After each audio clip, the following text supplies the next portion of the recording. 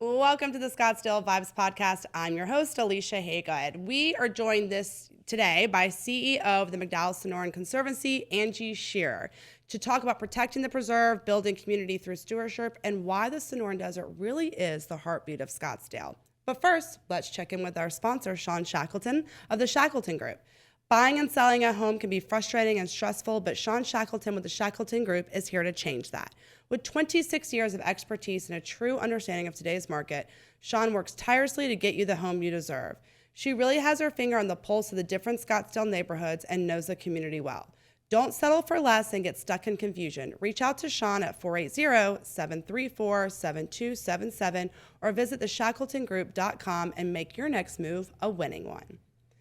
Today's episode is all about one of Scottsdale's most treasured assets, the McDowell Sonoran Preserve, and the people working every day to protect it for the future generations. I'm sure you've seen them out there with their famous blue shirts we all have. So I'm excited to welcome Angy Shearer, the new CEO of the McDowell Sonoran Conservancy. Angy's originally from South Bend, Indiana, but has called the Sonoran Desert home for nearly 20 years, with a career deeply rooted in the nonprofit world and philanthropy. After 2 decades of helping organizations grow through fundraising and community support, she stepped into this role in December of 2025, bringing her passion for people, preservation, and purpose that feels like the perfect fit.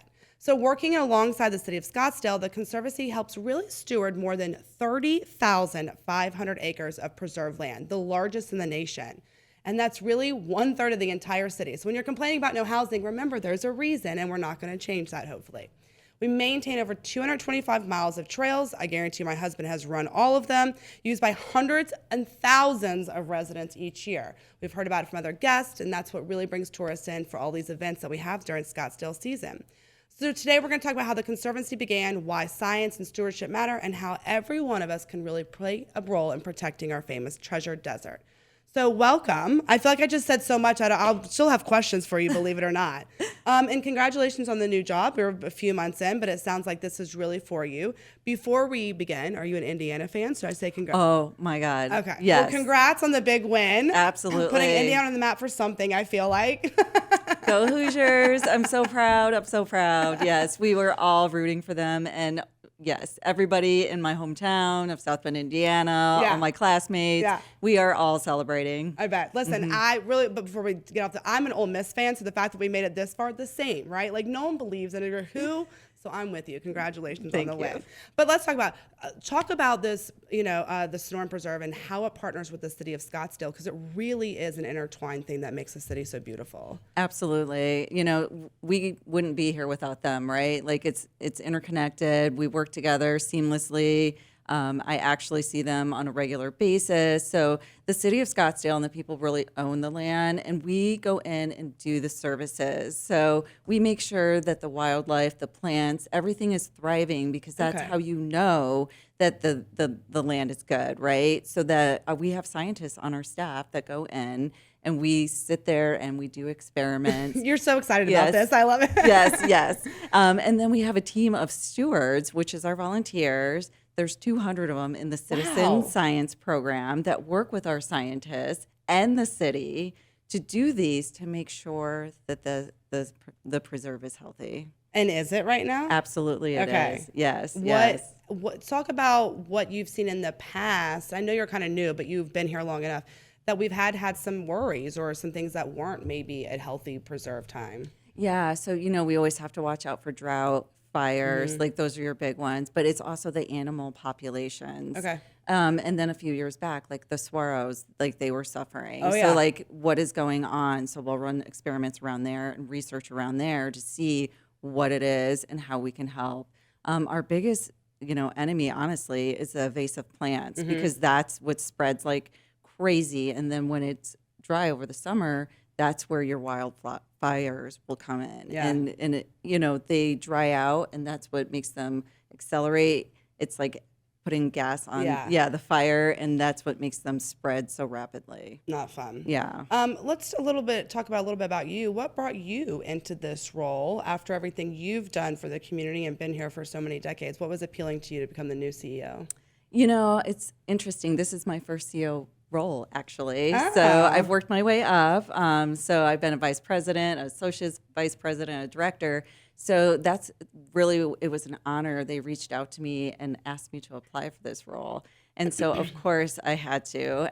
I love nature. I love the desert. I love animals. I love plants. So it was all in line. My heritage, I come from a family of farmers. So this is definitely, it's in my wheelhouse. And I've done human services for a very long time, which is important, but you get burned out after a while.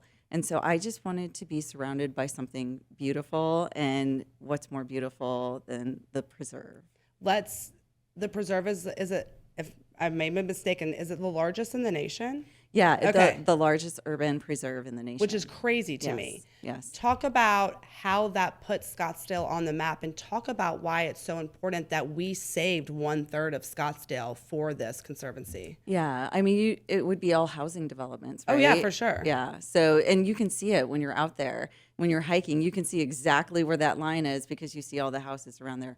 But you have to save part of it for the history, for the culture, so that we know where we were to know where we want to go.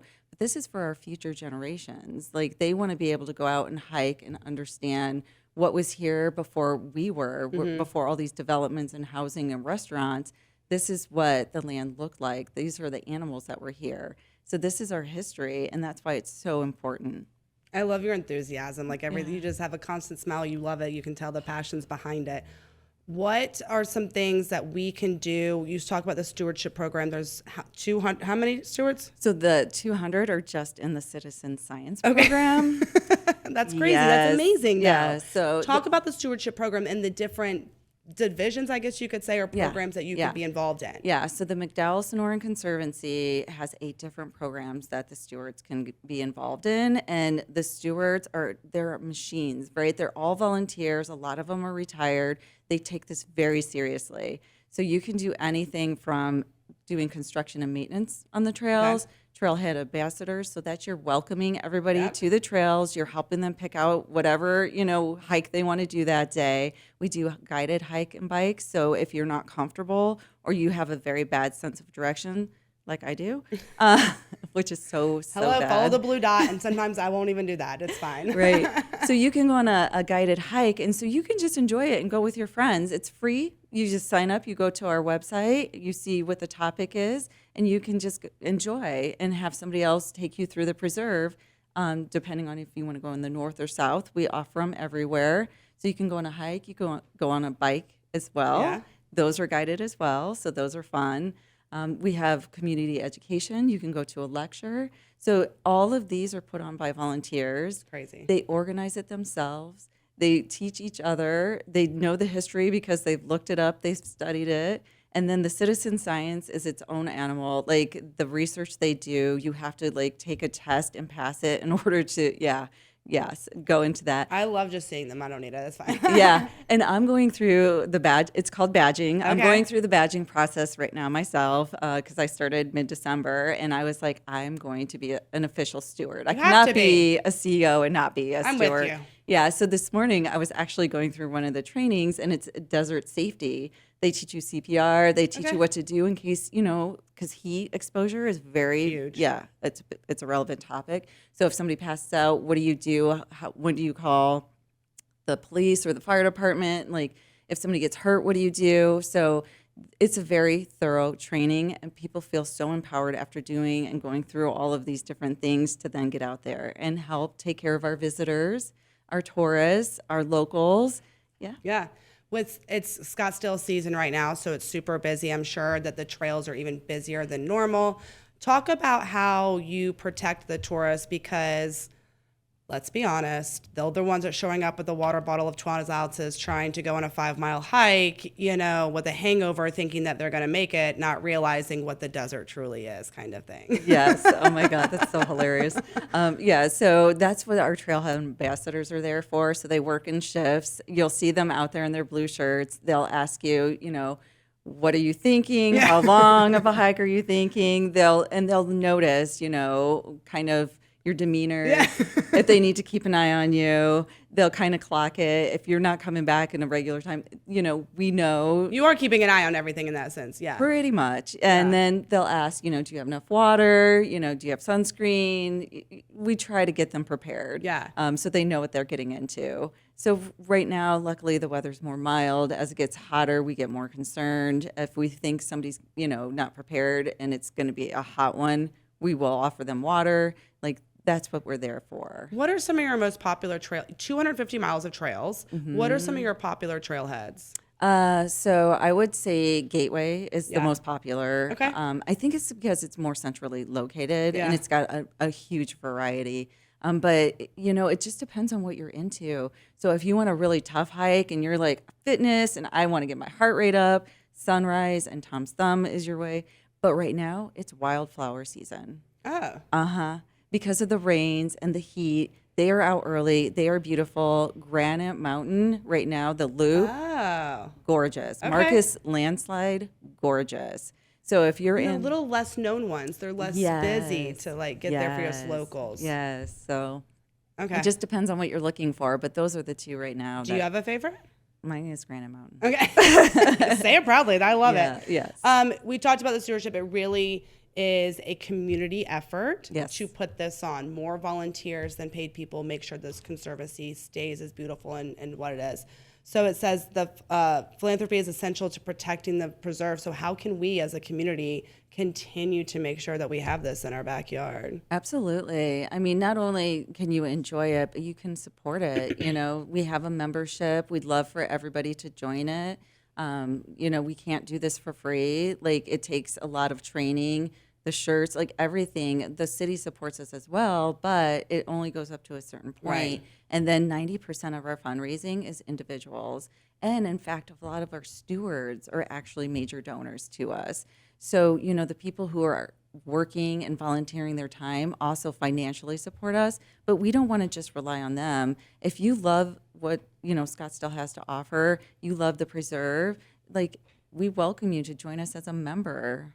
You talked to Bill about the education system. My kids have gone on field trips. We've met at Gateway Trailhead and they did a hike and they learned from you guys. So the education really is for schools, for individuals and stuff like that. Talk about some of the programs. I know you talked about organized hikes and bike rides, but it's not just that. Y'all have done stargazing or before or something, or star watching. I think there's been animals. There's lots of things that you do in this. Yeah. So the field trips are very important for the kids. That gets them out there. It exposes them to the beauty. That's our next generation, right? Yeah. Who's going to grow up to then take care of the preserve for us. But, we have to do butterfly counts, bird watches, tortoise, telemetry, where we have to make sure that they're healthy. There are so many different programs to keep everything monitored and make sure that the preserve is healthy.